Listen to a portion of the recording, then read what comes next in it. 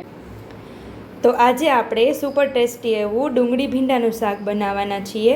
તો એના માટે આપણે અહીંયા 250 ગ્રામ જેટલા ભીંડા છે એને આવી લાંબી લાંબી ચિપ્સમાં સુધારી લીધા છે। અહીંયા 2 ડુંગળી લીધી છે, એને પણ આવી રીતે લાંબી લાંબી ચિપ્સમાં આપણે સુધારી લીધી છે। અહીંયા આપણે 10 થી 12 કળી લસણની લઈ લીધી છે, થોડા લીલા ધાણા લઈ લીધા છે, સ્વાદ મુજબ મીઠું, રેગ્યુલર મસાલાની અંદરથી મસાલા અને તેલ। અહીંયા આપણે એક કઢાઈ મૂકી દીધી છે, કઢાઈમાં આપણે 2 નાના ચમચા જેટલું તેલ ઉમેરી દીધું છે। હવે આપણે અહીંયા જે તેલ આપણું ગરમ થાય છે ત્યાં આપણે જે લસણ લીધેલું છે એને આપણે ખાંડી લેશું। તો લસણ આપણું સરસ ખંડાઈ જાય એના માટે આપણે થોડુંક અમથું નિમક ઉમેરી દઈશું, એટલે આપણું લસણ છે એ સરસ ખંડાઈ જશે। લસણને આપણે સરસ ખાંડી લેશું। તો અહીંયા આપણે લસણ છે એ સરસ ખાંડી લીધું છે અને સાઈડમાં આપણું તેલ પણ ગરમ થઈ ગયું છે। તો હવે આપણે એમાં વઘાર કરી લઈશું। અહીંયા આપણું તેલ પણ ગરમ થઈ ગયું છે, તો હવે આપણે વઘાર કરી લઈશું। અડધી ચમચી જેટલી રાઈ, અડધી ચમચી જેટલું જીરું, 5 ચમચી જેટલી હિંગ। રાઈ જીરું સરસ ફૂટી જાય એટલે આપણે એમાં ડુંગળી ઉમેરી દઈશું। ડુંગળીને આપણે સરસ સાતળી લેશું।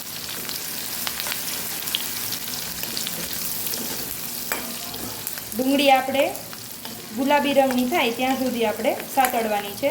આછો ગુલાબી રંગ આવી જાય એટલે આપણે એમાં લસણની પેસ્ટ જે તૈયાર કરેલી એ ઉમેરી દઈશું। તો અહીંયા આપણી ડુંગળી છે એ તેલમાં સરસ સતળાઈ ગઈ છે અને આછા ગુલાબી કલરની થઈ ગઈ છે। તો હવે અહીંયા આપણે લસણની જે પેસ્ટ તૈયાર કરેલી એ ઉમેરી દઈશું અને લસણની પેસ્ટને પણ આપણે સરસ ડુંગળી સાથે સાતળી લેશું। તો અહીંયા આપણી ડુંગળી અને લસણ છે એ સરસ સતળાઈ ગયા છે। તો અડધી ચમચીથી થોડીક ઓછી આપણે હળદર ઉમેરી દઈશું। સ્વાદ મુજબ આપણે મીઠું ઉમેરી દઈશું અને પછી આપણે જે ભીંડા સુધારીને રાખેલા છે એ આપણે આમાં ઉમેરી દઈશું।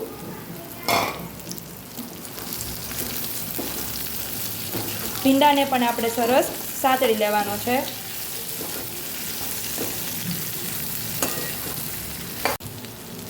તો અહીંયા આપણે ભીંડો છે એ સરસ સાતળી લીધો છે ડુંગળી અને લસણ સાથે। તો હવે આપણે એને વરાળે ભીંડાને ચડવા દેશું। અહીંયા આપણે ઢાંકણ ઢાંકી અને થવા દેશું અને વચ્ચે વચ્ચે આપણે હલાવતા રહેશું। તો વચ્ચે વચ્ચે આપણે ભીંડાને હલાવતા જઈશું।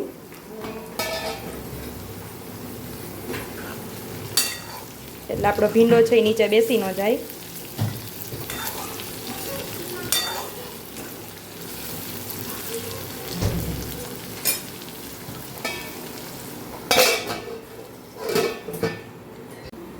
તો અહીંયા આપણે 2 ચમચી જેટલું દહીં લીધેલું છે,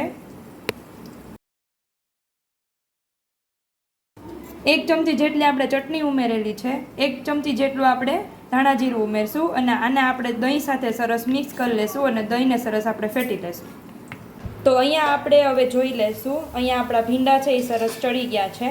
તો અહીંયા આપણે જે દહીં સાથે મસાલો કાલવીને રાખેલો છે એ આપણે અહીંયા ઉમેરી દઈશું।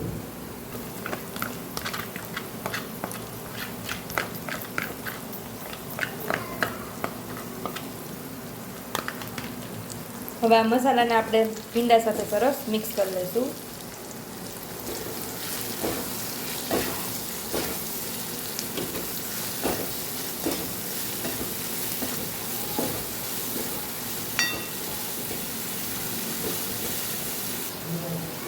દહીં નાખી અને આપણે ભીંડાને આવી રીતે હલાવતા રહેશું એટલે આપણું દહીં છે એ ફાટી ન જાય।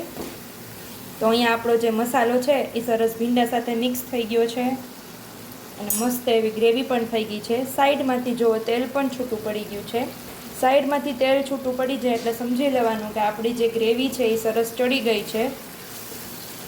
જો આપણે ગમે એટલું હલાવીએ છીએ તો પણ એ જે તેલ છે એ સાઈડમાંથી છૂટું પડતું જાય છે એટલે અહીંયા આપણી જે ગ્રેવી છે એ બરાબર તૈયાર થઈ ગઈ છે। તો હવે આપણે થોડા લીલા ધાણા છે ઉપરથી ઉમેરી દઈશું અને હલાવી લેશું। લીલા ધાણાથી આપણા શાકનો સ્વાદ છે એ 100 ગણો વધી જશે. તો અહીંયા આપણું ભીંડા ડુંગળીનું ગ્રેવીવાળું શાક તૈયાર થઈ ગયું છે. તો હવે આપણે સર્વિંગ બાઉલની અંદર સર્વ કરી લેશું. તો અહીંયા આપણું ડુંગળી ભીંડાનું શાક એકદમ સરસ તૈયાર થઈ ગયું છે. તો હવે આપણે ઉપરથી લીલા ધાણાથી ગાર્નિશ કરી દઈશું. જો તમને મારી રેસીપી પસંદ આવી હોય તો મારી રેસીપીને લાઈક કરજો, શેર કરજો, હાઈપ કરજો, સબસ્ક્રાઈબ કરજો, બેલ આઇકનને દબાવતા ભૂલતા નહીં અને કમેન્ટ બોક્સમાં કમેન્ટ કરજો કે મારી આ ડુંગળી ભીંડાની રેસીપી તમને કેવી લાગી. તો આવજો.